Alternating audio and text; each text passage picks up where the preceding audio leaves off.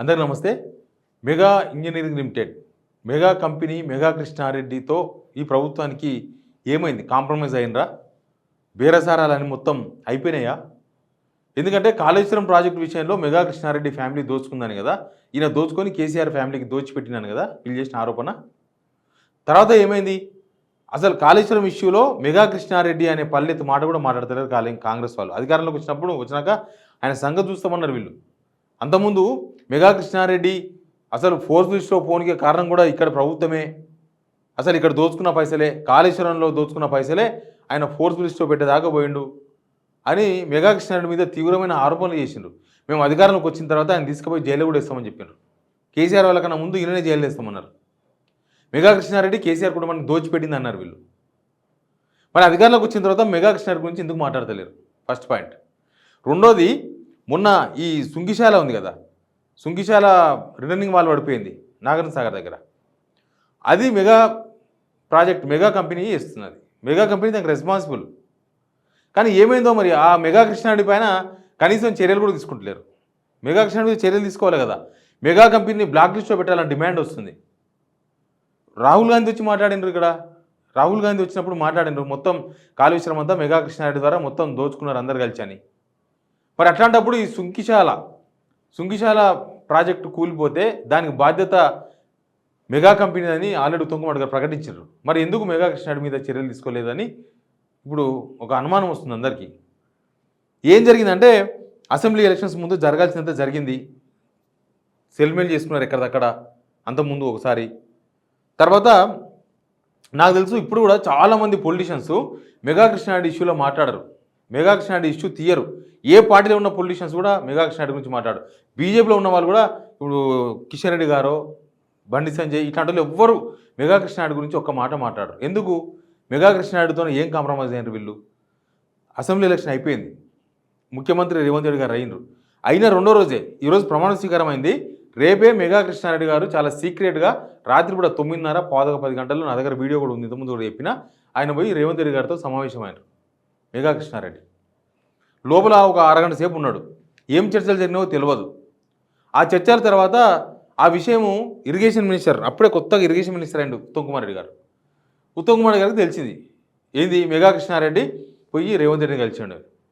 తర్వాత ఒక మీటింగ్ పెట్టిండు. ఇక్కడ జలసౌదాలో ఉత్తమ్ కుమార్ గారు ఒక మీటింగ్ పెట్టి అసలు మెగా కృష్ణారెడ్డిని చీల్చి చెండాడిండు. కాళేశ్వరం ప్రాజెక్టు విషయంలోనే, కాళేశ్వరం ప్రాజెక్టు విషయంలో చీల్చి చెండాడిండు. అసలు వదిలేదే లేదు, వీళ్ళ వెంట పడతాం, వీళ్ళని వేటాడతాం, వీళ్ళని తీసుకొచ్చి జైలు వేస్తాం, మొత్తం 1,00,000 కోట్లు బొక్కిండ్రు, మెగా కృష్ణారెడ్డిని వదిలేసే లేదని చెప్పి దాని తర్వాత ఒక స్టేట్మెంట్ ఇచ్చిండు. ఎప్పుడు? రేవంత్ రెడ్డి గారితోనో మెగా కృష్ణారెడ్డి కలిసిన 2 రోజుల తర్వాత నో రెస్పాన్స్, మెగా కృష్ణారెడ్డి వాళ్ళ దగ్గర నుంచి నో రెస్పాన్స్. తర్వాత 2 డేస్ తర్వాత మళ్ళీ ఒక ప్రెస్ మీట్ పెట్టిండ్రు, మళ్ళీ ఒక స్టేట్మెంట్ చూడండి తెలుస్తుంది. అస్సలు ఈ కాంట్రాక్టర్ను, మెగా కాంట్రాక్టర్ను వదిలేది లేదు, వాళ్ళ తమాషా చూస్తాం, వాళ్ళు మొత్తం బొక్కలేస్తాం, వాళ్ళ కంపెనీ మూసేస్తాం, అన్నీ మాట్లాడారు ఉత్తమ్ కుమార్ రెడ్డి గారు. తర్వాత ఒక 2 డేస్ తర్వాత వాళ్ళ బ్రదర్స్ ఎవరో వచ్చి కలిసిపోయారట.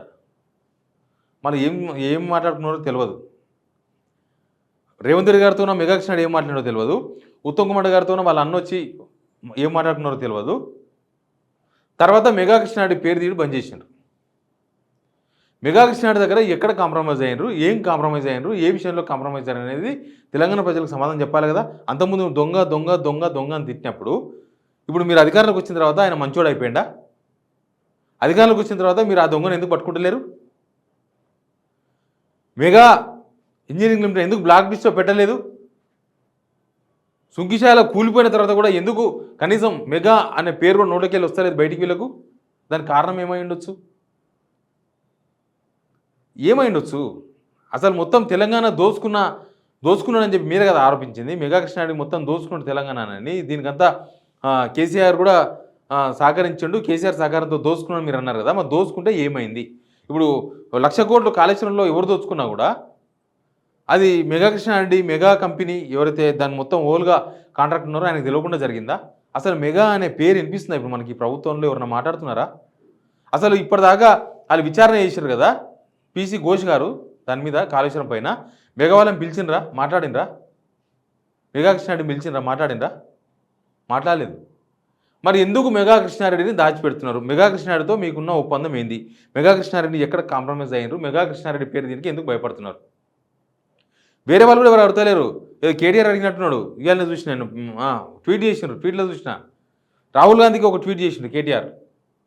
మెగా కృష్ణారెడ్డి మెగా కంపెనీని ఎందుకు బ్లాక్ లిస్ట్లో పెడతలేరు? మీరు అప్పుడు మాట్లాడారు కదా అని ఆయన అడిగింది డైరెక్ట్గా.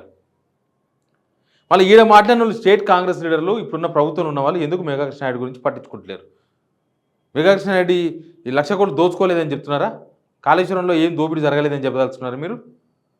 అట్లాంటప్పుడు ఎలక్షన్స్ ముందు ఎందుకు ఆరోపణలు చేసింది? ఎలక్షన్స్ కోసం చేసిన ఆరోపణల ఇంకా మెగా కృష్ణారెడ్డి మంచోడైతే, మెగా కృష్ణారెడ్డి ఏం దోచుకోలేని వ్యక్తి అయితే, దోచుకోని వ్యక్తి అయితే ఇక కాళేశ్వరం ప్రాజెక్టులో ఏం జరగలేదు అట్లా ఒప్పుకుంటారా మీరు?